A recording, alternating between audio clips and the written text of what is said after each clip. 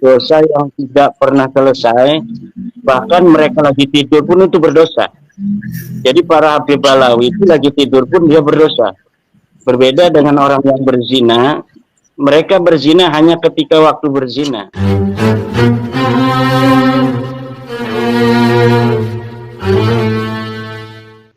Bismillahirrahmanirrahim. Assalamualaikum warahmatullahi wabarakatuh. Bismillah, alhamdulillah, wassalatu wassalamu ala rasulillah Muhammad ibn Abdullah wa ala alihi wa ashabihi wa mawalah, amma ba'du. Saudara dimanapun Anda berada, rahimakumullah. Kembali lagi bersama saya di sini saudara di Baba Dakwah Channel. Mudah-mudahan kita sehat selalu dan selalu diberi kemampuan dan kekuatan untuk bisa menjalani aktivitas sehari-hari dan bahkan bisa menjalani ibadah puasa kali ini saudara. Amin ya rabbal alamin. Saudara, video kita kali ini saudara, kita akan menyaksikan sebuah video saudara. Kalau kita lihat di backgroundnya, tulisan di backgroundnya adalah kronologi Kiai Haji Ja'far Madura ditegur gurunya Abuya Sayyid Ahmad Al-Maliki masalah nasab. Oh iya. Memang minggu-minggu kemarin saudara beredar di media sosial beliau ditegur gurunya. Beliau Kiai Haji Ja'far Madura ini ditegur gurunya. Tapi kalau pengakuan beliau saudara ini bukan ini putra daripada gurunya gitu. Jadi Abuya Sayyid Ahmad Al-Maliki ini adalah putra daripada Abuya Sayyid Muhammad bin Alawi Al-Maliki. Nah, dalam kronologi ini diceritakan oleh beliau langsung saudara, oleh Kiai Haji Ja'far Madura ini. Ceritanya seperti apa. Dan yang salutnya saudara, jadi gurunya ini menegur beliau masalah nasab sangat lembut sekali, halus dan lembut. Beliau menegur masalah nasab, cuman sama sekali tidak menyebut-nyebut nasab di sini. Sungguh luar biasa nasihatnya, halus lembut, saudara. Nah, biar nggak berlama-lama, mari kita saksikan bersama cerita atau kronologi dari video berikut ini, saudara. السلام عليكم يا مرحبا كياي، الله يبارك فيكم، الله يحفظكم ويبارك في جهودكم. أنتم أهل الأدب، أنتم أهل العلم، تعلمتم من أبويا الكثير. يعني أرجو أن يتأدب جعفر وأن يتقي الله فيما يقول وأن يعرف حقوق السادة وحقوق أهل البيت وحقوق العلماء. يعني مشكلة يا سيدي علي حينما يتصدر الصغار المشهد ويتكلموا ويسيئوا كثيرا للعلماء وللمشايخ. يعني أرجو أن تنبهوه أن يتقي الله، أن يتوب إلى الله، أن يرجع إلى الأدب، إلى التثبت، إلى العلم، إلى طهارة القلب، إلى نقاء الباطن، إلى معاني التصوف الجليلة التي تعلمناها.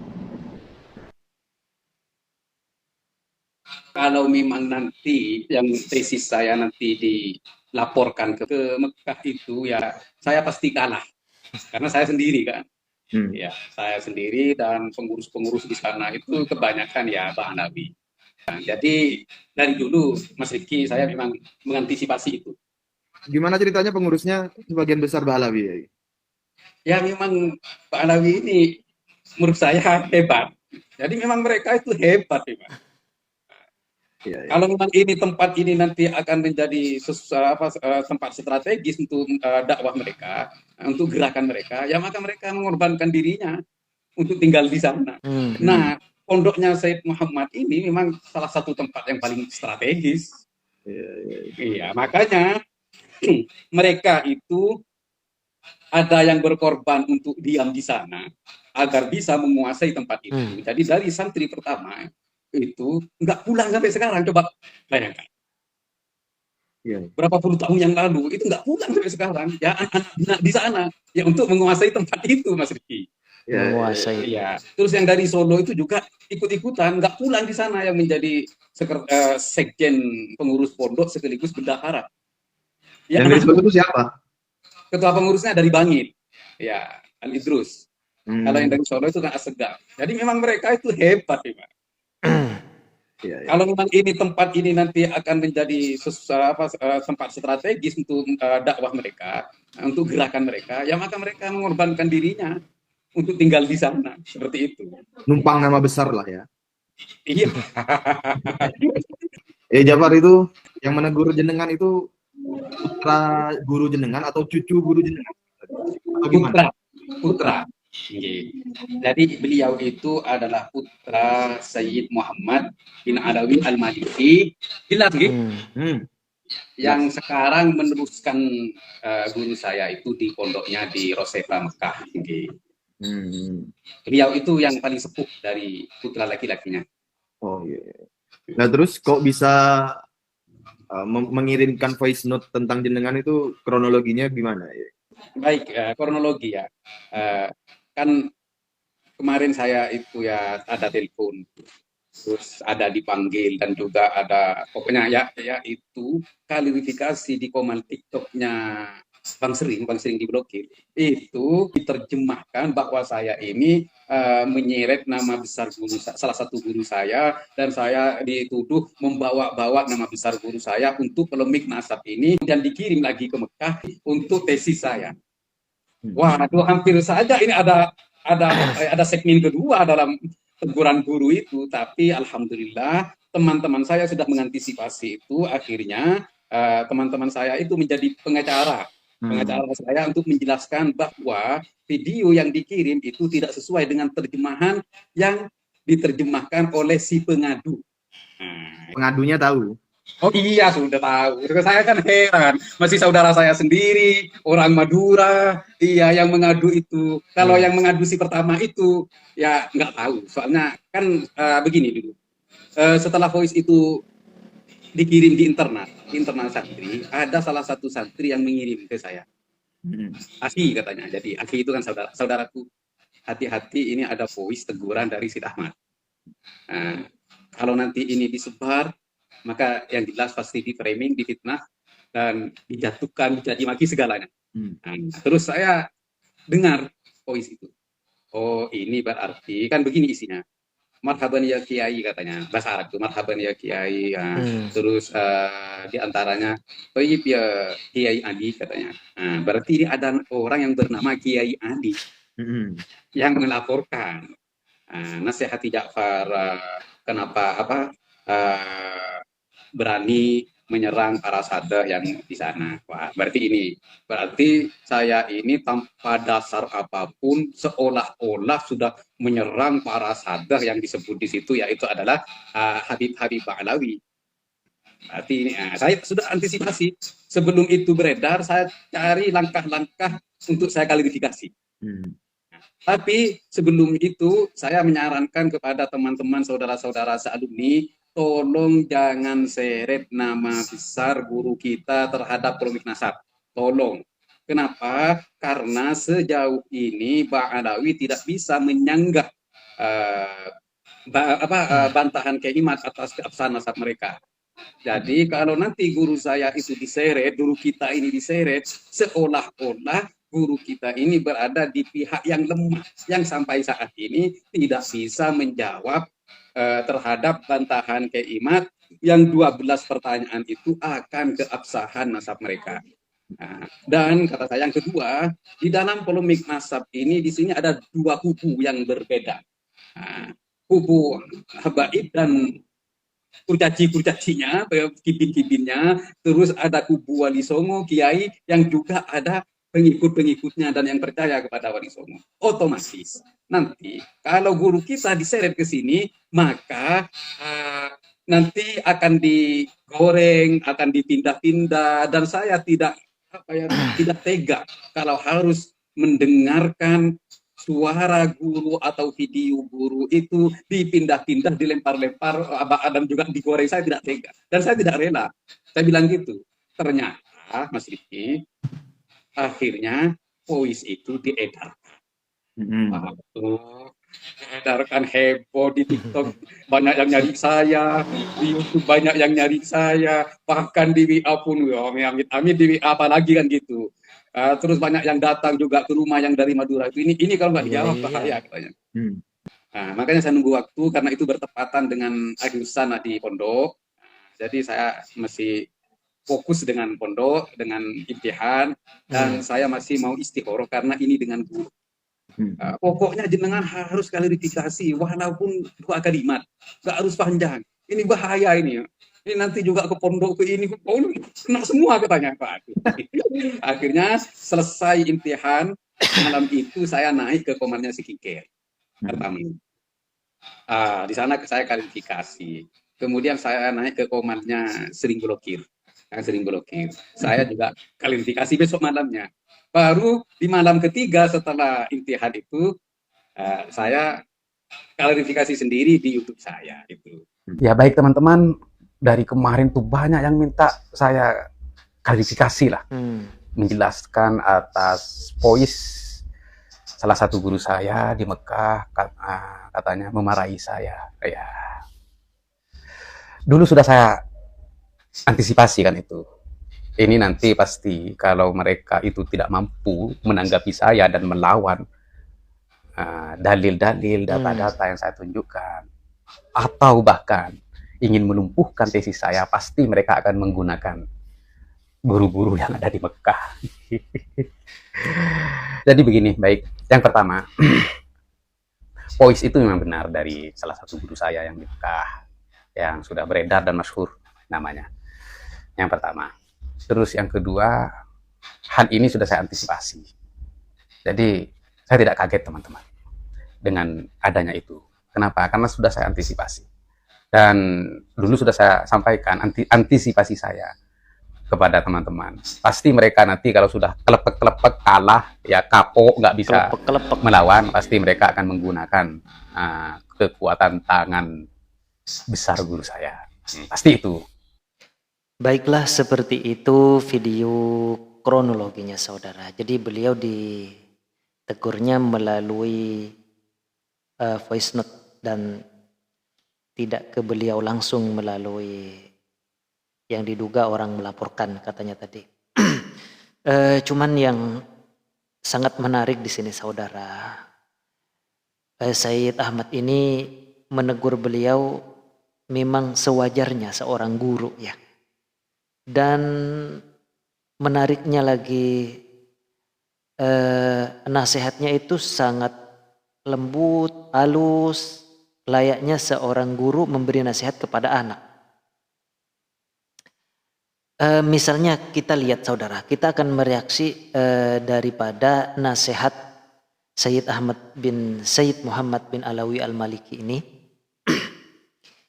Beliau menasehati masalah nasab yang digembar-gemborkan oleh Kiai Ja'far ini, cuman beliau sama sekali enggak menyebut-nyebut nasab di sini. Secara umum beliau menasehati siapapun sebenarnya, khususnya alumni-alumni beliau gitu. Jadi diawali dengan Assalamualaikum, antum ahlul adab, antum ahlul ilm. Jadi memuji saudara, memuji seseorang. Jadi walaupun dia santrinya dipuji, antum ahlul adab, antum ahlul ilm. Saya menduga ini santrinya juga kan yang di voice note kan, yang di voice note gitu. Dugaan saya. Yang sudah jadi kiai gitu di Madura ya, di Madura. Kemudian kata Sayyid itu, arju ayyata'addaba Ja'far gitu. Arju ayyata'addaba Ja'far.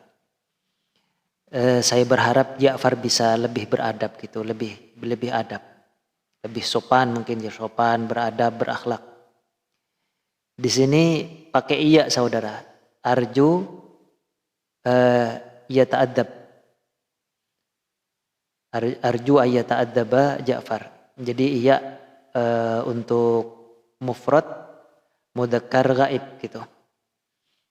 Jadi dia tidak berkomunikasi kepada yang di voice note itu, tidak berkomunikasi, tapi dia menggunakan gaib. Jadi sasarannya adalah Kiai Ja'far ini. cuman menggunakan gaib. Sungguh luar biasa bahasanya saudara. Jadi Ja'far lebih beradab, ayattaqillah fima yaqul, agar dia bertakwa kepada Allah, takut kepada Allah dari apa yang dia ucapkan. Karena memang benar saudara, yang dia ucapkan jangan bilang lagi hakul yakin gitu. Soalnya masalah nasab orang itu suatu kehormatan, mahkota buat setiap orang. Biarlah orang ngaku-ngaku ya, misalnya nasab si fulan. Bahkan ada orang misalnya ngaku nasab keturunan Nabi Khidir misalnya ada orang saya adalah keturunan Nabi Khidir misalnya. Lebih aneh lagi ini, ya biarin aja kan,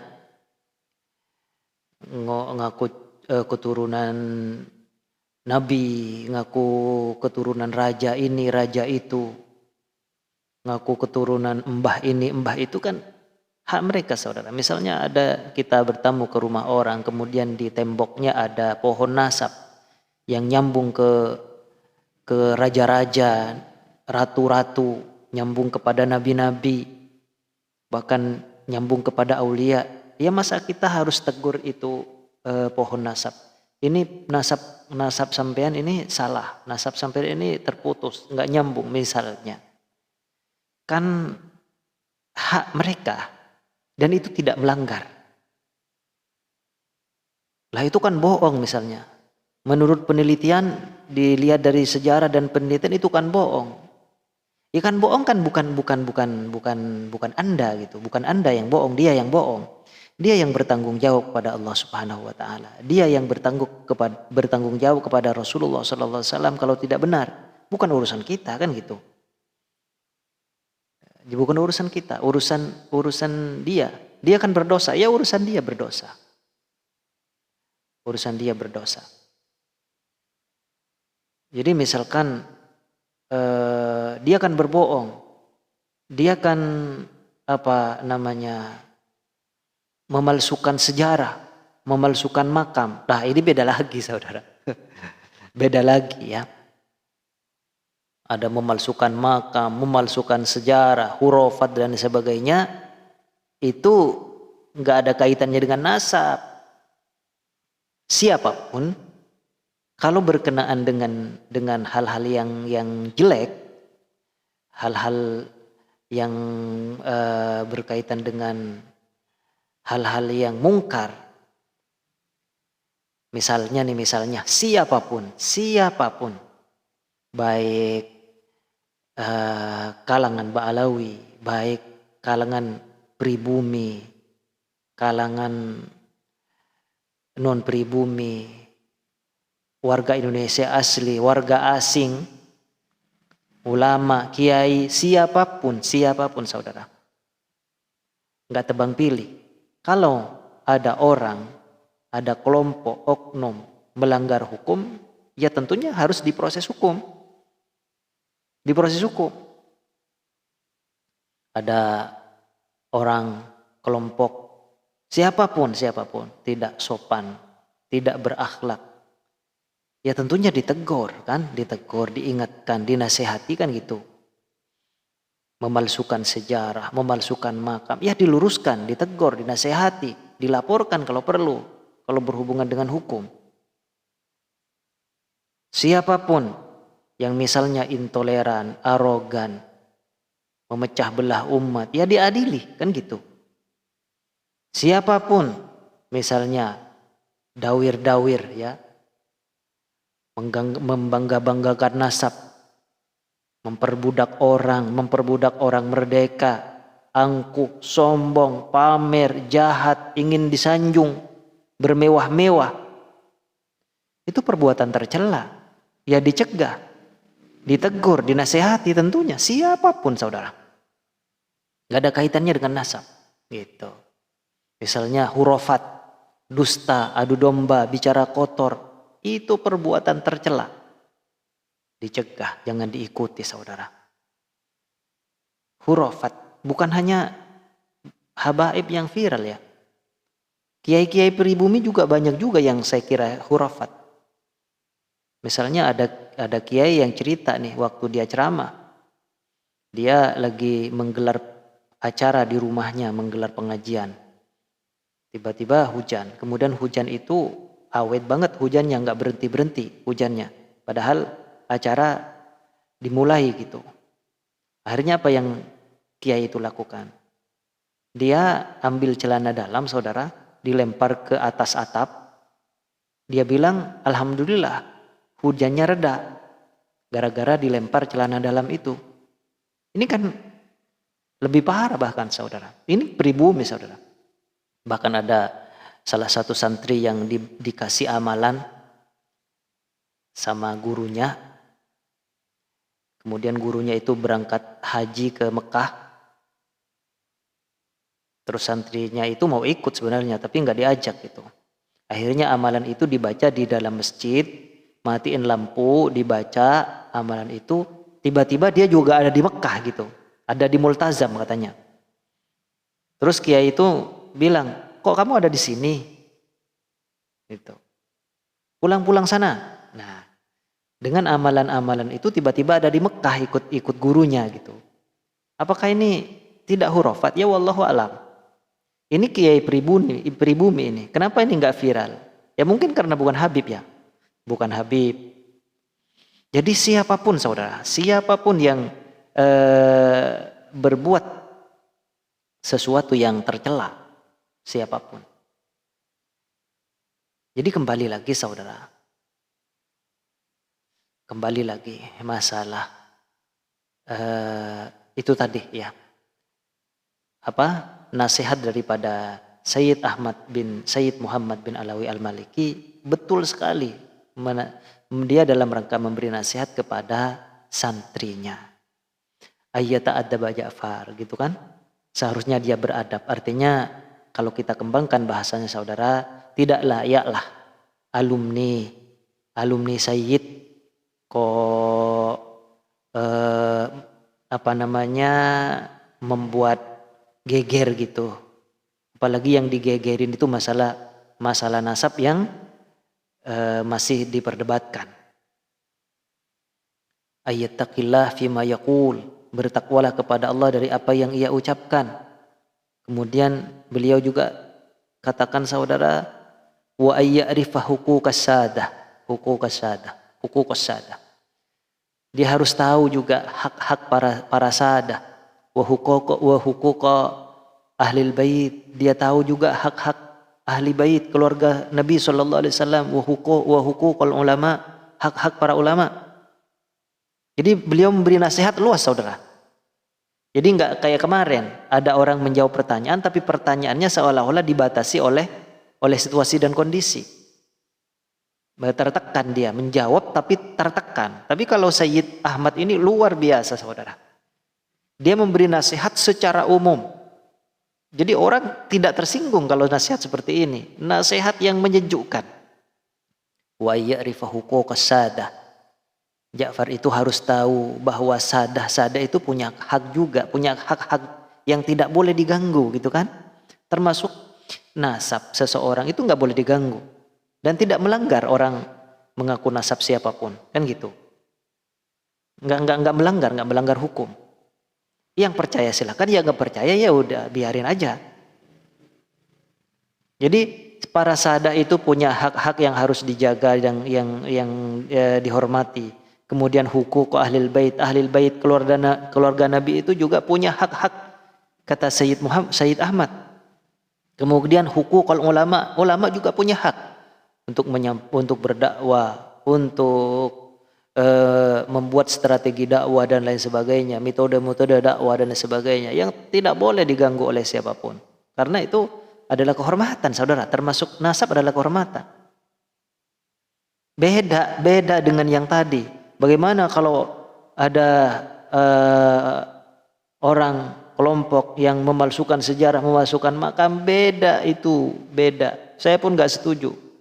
Kalau perbuatan-perbuatan tercela, kita bareng-bareng ingatkan siapapun. baik habaib maupun non habaib, baik pribumi ataupun non pribumi, baik warga negara maupun di luar warga negara yang ada di negara kita, saudara. Kan gitu. Luar biasa, saya salut terhadap Sayyid Ahmad ini, motivasi nasihatnya, saudara. Kemudian beliau juga mengatakan, arju antunabbiha. Saya berharap agar memberi peringatan, memberi teguran kepada Ja'far gitu. Arju antunabbihahu.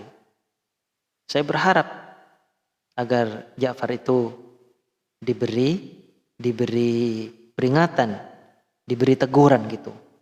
Kemudian diulangi lagi, saudara, ayattaqillah.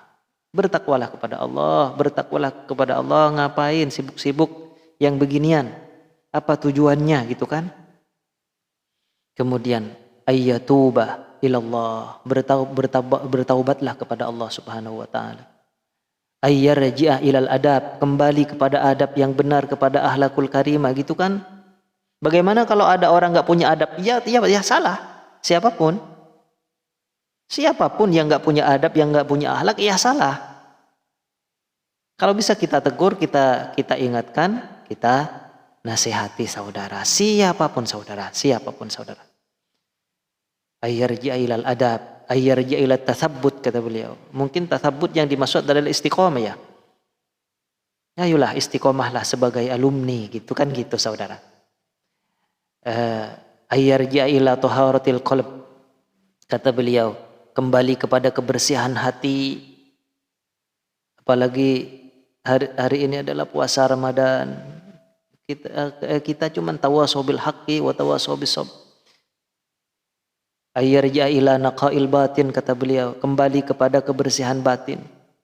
Baru ini yang disebut dengan tawasau bil haqqi wa tawasau bis sabr. Karena yang disampaikan adalah benar-benar hak, yaitu bertakwa kepada Allah, menjaga hak-hak sadah, menjaga hak-hak ahlul bait, menjaga hak-hak ulama, kembali kepada adab, kembali kepada istiqomah, kembali kepada hati yang bersih. Ini benar, itu namanya tawasau bil haqqi wa tawasau bis sabr. Gitu. Saudara, dimanapun Anda berada, rahimakumullah. Jadi masalah nasab ini adalah kehormatan. Biarlah orang ngaku-ngaku dia yang bertanggung jawab kepada Rasulullah. Kalau memang dia mengaku keturunan Rasulullah Muhammad SAW, dia yang bertanggung jawab kepada Allah Subhanahu wa taala. Ngapain kita repot-repot, ngapain kita ikut sibuk di situ? Ngapain kita ngurus keluarga orang, kan gitu? Ngapain kita ngurus nasab orang, pohon nasab orang?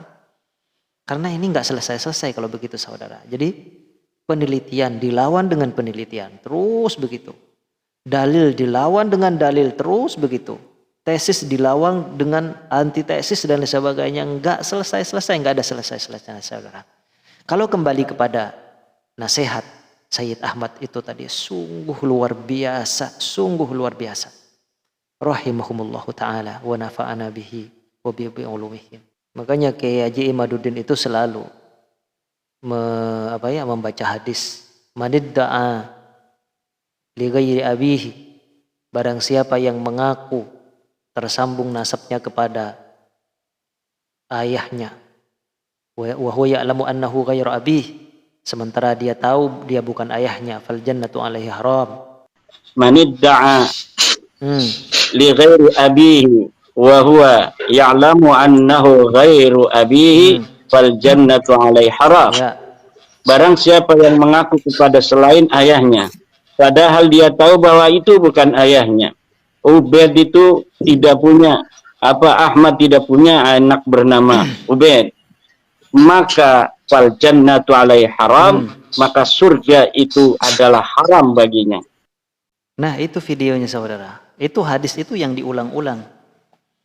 Kenapa dia nggak pernah baca? Itu yang saya tahu hadis Itu yang saya tahu hadis riwayat Al-Bukhari. Kemudian hadis riwayat Muslim. Ithnani fin nasi kufrun. Ada dua perkara yang membawa kekafiran buat manusia. Yang pertama adalah at-ta'nu fil nasab, mencela nasab, kemudian an-niyahatu 'alal mayit, meratapi orang mati, orang meninggal. Kenapa hadis ini nggak pernah beliau baca kan gitu? Gitu saudara. Kemudian saudara, beliau Kiai Ahmad mengatakan nggak ada Ahmad punya anak Ubaid, nggak ada. Dari mana beliau tahu? Yang paling tahu siapa? Yang paling tahu bahwa Ubaid itu anaknya Ahmad atau tidak, yang paling tahu adalah ayah ibu daripada Ubaidillah sendiri, saudara. Yang paling tahu, bukan Kiai Ahmad, saudara. Beliau hanya meneliti. Seharusnya beliau menggunakan bahasa yang lain, yakni diduga kuat bukan anaknya, kemungkinan besar bukan anaknya, kan gitu. Wallahu a'lam. Saya kira itu bukan anaknya misalnya, wallahu a'lam. Tapi hakul yakin gimana saudara? Padahal dia tidak menyaksikan pada saat Ubaid itu dilahirkan oleh ibunya. Gimana hakul yakin di situ? Kan gitu. Kemudian berikutnya saudara, mari kita ikuti video nasihat berikut ini. Jadi mereka sekarang ini mengaku tidak ini bersama dengan dalil yang tidak dapat mereka berikan kepada masyarakat. Ini merupakan sebuah dosa yang terus menerus. Dosa yang tidak pernah selesai, bahkan mereka lagi tidur pun itu berdosa. Jadi para Habib Balawi itu lagi tidur pun dia berdosa. Berbeda dengan orang yang berzina, mereka berzina hanya ketika waktu berzina. Tapi Balawi ini dia berdosa itu ketika dia dalam keadaan sadar, dia dalam keadaan tidur, dia dalam keadaan dalam masjid, dia dalam keadaan di WC, semuanya setiap waktu yang mereka ada di dalamnya, maka mereka terus dalam kemaksiatan kepada Allah. Terkadang ada keburukan berkaitan dengan nasab, ini juga tidak boleh. Seorang berkata tentang saudaranya, dia itu keturunan orang rendahan. Aduh, iya, oh, dia itu keturunan maling. Oh, dia itu keturunan pezina. Bapaknya orang fasik dan lain-lain. Ya. Nih. Oh, dia itu memang keturunan orang-orang pelit ya. Dia pelit, bapaknya lebih pelit lagi ya. Seperti itu. Bapaknya pelit, dia lebih pelit lagi terkadang ya. Nggak boleh kita bicara nasab orang, mencela nasab orang. Baik ibunya, baik bapaknya, baik kakeknya, nggak boleh ya. Oh, dia itu keturunan PKI, nggak boleh. Kalau dia baik nanti nggak boleh bilang gitu, nggak boleh. Bisa jadi bapaknya PKI dia orang baik. Ibrahim bapaknya kafir, anaknya baik, nggak boleh. Kata para ulama, at-ta'nu fil ansab, mencaci maki nasab orang lain itu bisa menyebabkan orang itu jatuh pada kekafiran. Masya Allah.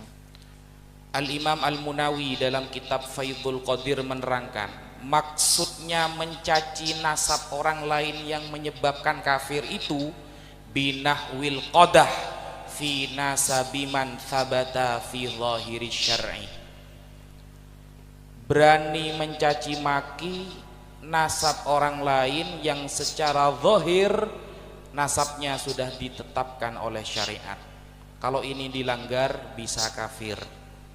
Percaya monggo, tidak percaya monggo. Monggo. Bagian daripada marwah yang dilindungi di dalam agama kita. Oleh sebab itu baginda Rasulullah sallallahu alaihi wasallam menceritakan di antara dosa besar, at-ta'nu fil ansab.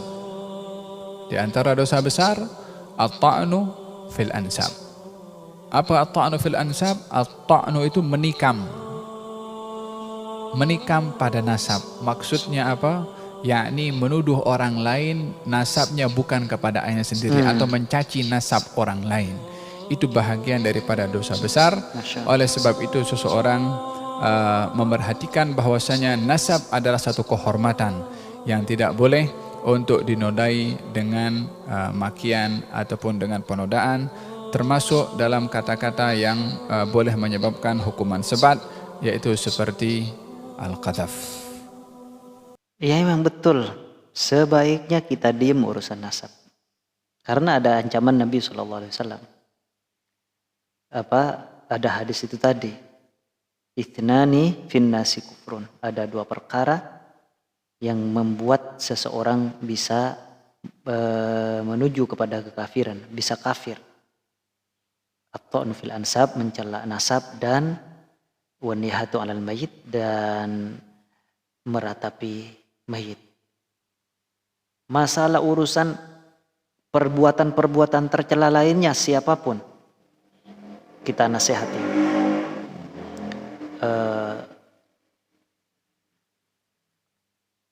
Dawir, membangga-banggakan nasab, memperbudak misalnya, intoleran, memalsukan sejarah, memalsukan makam, itu kita sepakat kita, itu adalah perbuatan tercela. Khurafat, dusta, adu domba, bicara kotor, kita sepakat itu adalah perbuatan tercela. Saya kira seperti itu, saudara. Saudara dimanapun Anda berada, rahimakumullah. Mungkin itu video kita kali ini, mudah-mudahan bermanfaat. Terima kasih atas segala perhatian dan mohon maaf atas segala kekurangan dan kesalahan. Tetaplah di Baba Dakwah Channel, ihdinas siratal mustaqim, siratal anbiya wal mursalin. Assalamualaikum warahmatullahi wabarakatuh.